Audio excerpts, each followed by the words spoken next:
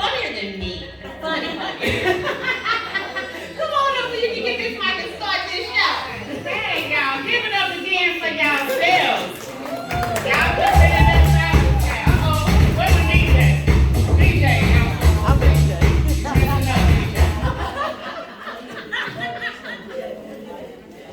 Put it on, she done put it on the extra volume on. But again, give it up for yourselves. Y'all could have been somewhere else, but y'all are here. Glad y'all here. And all this sometimes it's all as a whiskey man. Y'all look good today. Y'all made it to church? Don't lie. She's been a lot. One in the railroad got to tell a whole lot. Go ahead and do it like that first. But y'all was church online or something. Y'all, went across the channel, said amen at least. Hallelujah. No, at least she tell the truth. She said, boy. You want to turn around? Okay. How many of y'all went out last night? Yeah. Okay. Yeah. Tina B say out. Oh, you know what?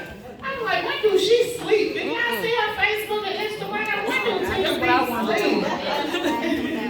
And I think you got a regular job too, don't you? Yes. Lord Jesus. God is blessing you. But welcome to A Shell of a Woman. I am glad y'all are here.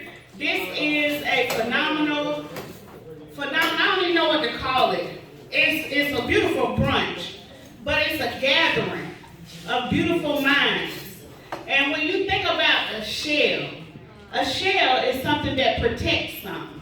You know, when you think about a crawfish, they're in the shell because it's protecting their body, protecting a pearl, when you think about a shell.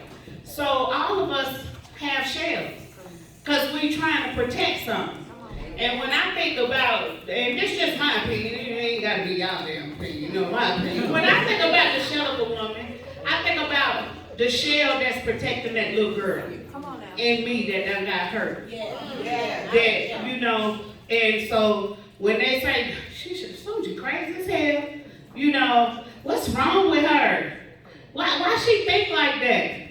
That shell been built up to protect that little girl that been hurt so much. And that's the shell of a woman. And sometimes that shell needs to be cracked.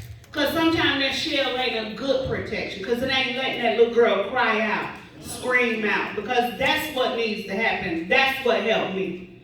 But it ain't about me. We got 4 beautiful women up here that's going to take their time out to tell their story. Excuse me, I get tongue-tied. I smoke a lot of reefer. Anyway, you're supposed to tell the truth. It's a testimony. Right? It's a testimony. Yeah. When you got some, but you saw in the hand, my drug level low right now. Bring it up a little bit more. But we got 4 beautiful y'all. See, they stunning too. I wish I was shaped like y'all. Lord have mercy. I need to do something. Yeah. This shell right here got to go. That's the shell that got to go.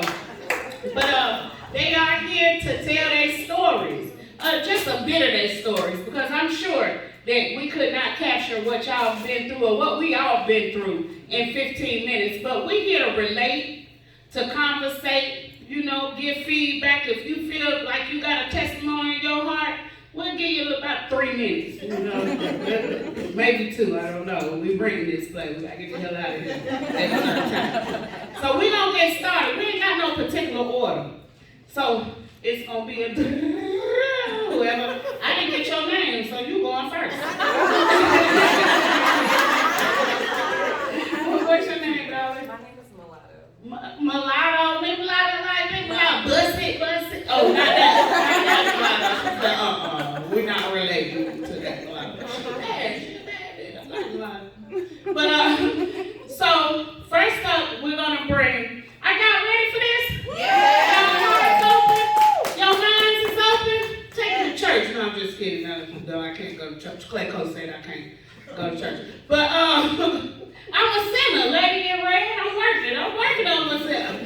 But we're gonna bring up Milatto, and she is going to share with us her theme of the shell of a woman. You ready, baby? Wait, girl, you gonna Come on, stand up. You need to. You need to come. Look, girl, I don't want to stand up. I'll be straight now. You mean what? Well, hello everybody. My name is Milatto Chevelle, and that is actually my real name.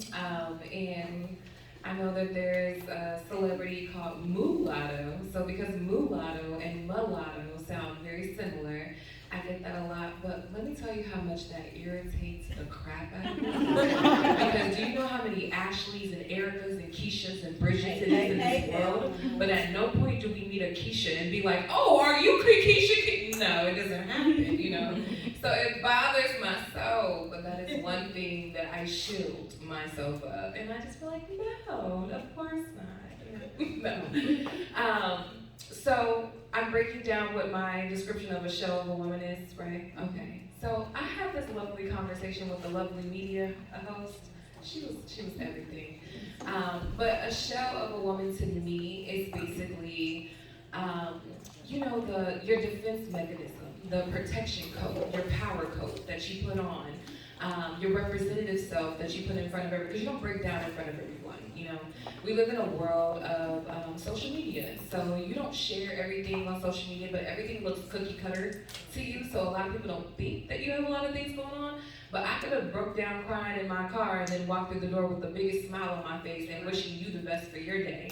But that doesn't mean that I don't go through things as well. So for me, I feel like the shield is what you have to put on because society is hard. Adulting is ghetto. Come on. It's really hard to get up and carry on about your day. And you have to think about more things than just yourself because you may have children or you may have a spouse or you may have businesses or you may have to go to work and work for someone else and make someone else's dreams come true. So with those things being said, I feel like we all have to put that shield on, and that's for a lot of black women, we get the thing of aggressive, but I'm not aggressive, I'm assertive. I'm for sure of who I am and where I'm going and what I'm thinking. So anything that isn't in line with that, for me, I'm not willing to waste any of my time on. So it's a difference between patience and wasting your time. And so for me, a shield of a woman, it presents that. It knows the difference of that, and it helps you go through any storms that you may have to battle. And later on, you can break down and cry because not everyone deserves the soft era, the real woman behind the shield.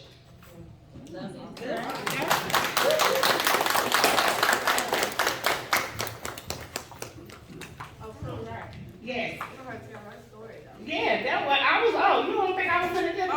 Yeah. Cause I don't know why she sat down so quick. I mean, she said 15 minutes. You said, what's your show? Girl, you was up there 4 minutes. Oh, wow.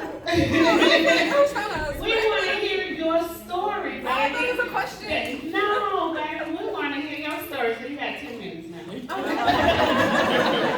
All right, so I'm purse down. See, I want to sit down and talk to y'all. Well, go ahead. I don't want to Stand up here. Okay, baby.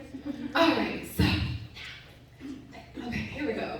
Hey, girl. Hey, how y'all doing today? How y'all brunch? You good? Okay, so I'm gonna give y'all a quick rundown on everything. My mom had me. She got pregnant with me when she was 16, so she had me when she was 17. Her mother got pregnant with her when she was 15 and had her when she was 16. So when I turned 13 and started growing little boobs and butt, she was like, oh no girl, we're gonna need to ship you off somewhere because this is not gonna be a pattern. So she sent me to live with my dad. They had gotten a divorce because he was very abusive. He was on like America's Most Wanted. He was, considered a California outlaw. He was one of the biggest drug dealers in Los Angeles. And so for that reason, my mom didn't want to be, her house being raided, she didn't want to keep getting beat up and stuff like that or whatever, so she left him. So because she left him, she had to fight him for school clothes. He wouldn't, I was their first child, I'm the oldest of 12. After she left him, she had a son by somebody else, and he was very upset that she gave her first son to someone else. So because of that, he wouldn't help her with school clothes, he wouldn't help her with anything. One day I watched my dad when I was like 12, the year before she sent me to live with him. I was 12, going on 13, and I had a party. I had all A's, and I was on honor rolls, and It was a lot of things that was going on. So she gave me a party, and at the end of the party, he was supposed to come and pick me up. Well, I watched him beat her up because I wasn't ready to go yet, because I asked her to ask him if he can come back in the morning and pick me up. So she asked him, and he spit on her, told her F her dead mama, and beat her up and stuff like that. All because I felt so bad, because I was the one who asked her to ask him if I can stay home, and he come pick me up the next day.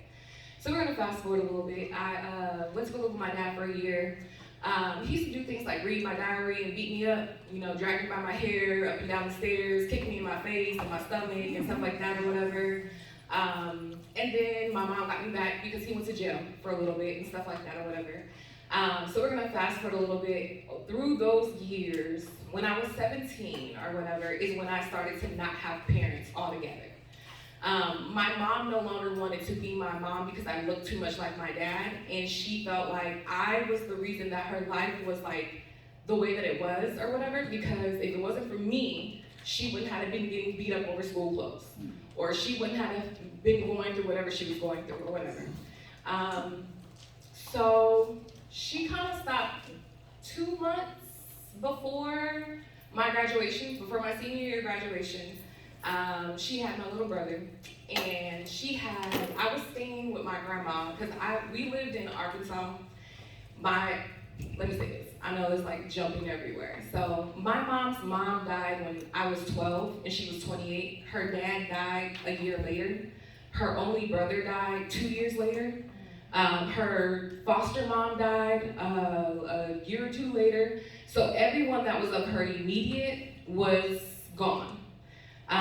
When you say that everyone grieves and copes differently, that's a real thing or whatever. And so I watched someone who coped that didn't know how to cope and that was emotionally damaged, so she damaged me. So I was her punching bag. Verbal abuse was normal. So I felt like I verbally abuse you, I will fuck you up with my words. And I thought that was something that was normal, you were supposed to do that to people or whatever, until I became an adult and I realized that that's not how you're supposed to talk to people or treat people or whatever. But talking to somebody like you were nothing was like first, second nature to me. Hurting my feelings, that was nothing. Because if a person who birthed, I have to be talked to by this person, you are a stranger. I did not know you existed at some point. I don't care what you think or what you're talking about, and losing you was nothing to me either. Because if my mom did not want me because I was my dad's, who are you? I didn't care.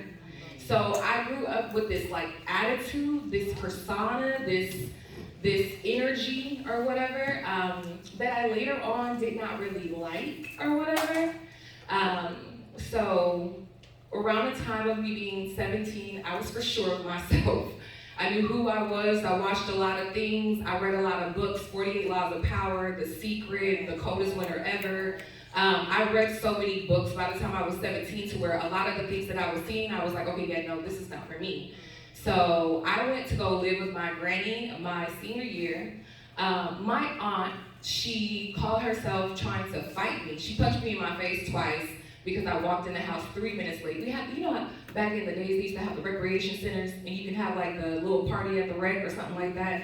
So they would have like recreation parties, and my granny was like, she was one of those people where there was no BET in her household, like, what you doing listening to the devil's noise, turn that mess off and stuff like that. Don't make me whip your britches and all that other stuff or whatever. So when she allowed for my siblings and my cousins to go, they would be like, you ask. She only let us go when you ask. You go ask.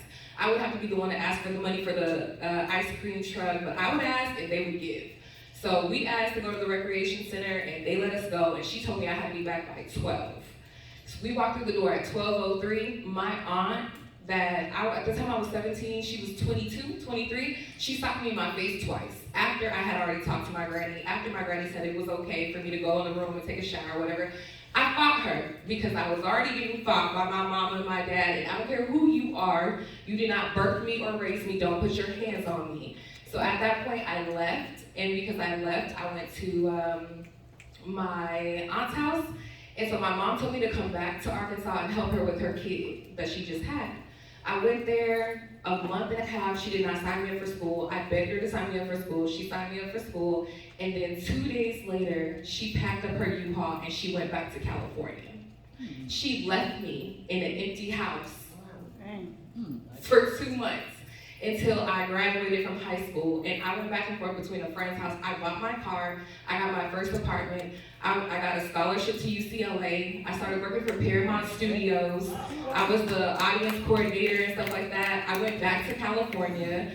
And then after that, we just had this like really, she hates my guts, y'all. She doesn't tell me like, I'm proud of you. She finds every reason why she's not. She's always against me for whatever. It hurts my feelings because I feel like, who doesn't need a mom? And this is sad to say, and I probably will regret saying this later on. It's recorded, it's a bunch of strangers. I'm gonna regret it later on, but I'm gonna say it because I'm gonna be very transparent. I'd rather have a mother who loved me and she died than have someone walking around on this earth who doesn't give a fuck. I've been here in Atlanta for 8 years and she doesn't even know that I'm here. To me, that's sad. Who births something and don't know where you are? I would be damned. And I'm 34, I have no children, I'm married, I own 4 properties, I got 3 businesses. I built that community I was telling you about. That's why I built that community. Because nobody's supposed to have to feel like they're by themselves. You don't have to do shit by yourself. Because somebody is gonna support you, whether they're your blood, whether they're your friend, whether whatever. And 9 times out of 10, your family are the real ones who are against you. So you get your own tribe. You get your own support system. And that whole like black girls don't get along, the compare and compete or whatever, don't let that be a thing. You create your own narrative, create your own blueprint. Do what's best for you. So I just want to say thank you guys for the space. I know in a few minutes I'm gonna be like, girl, why did you just say that? But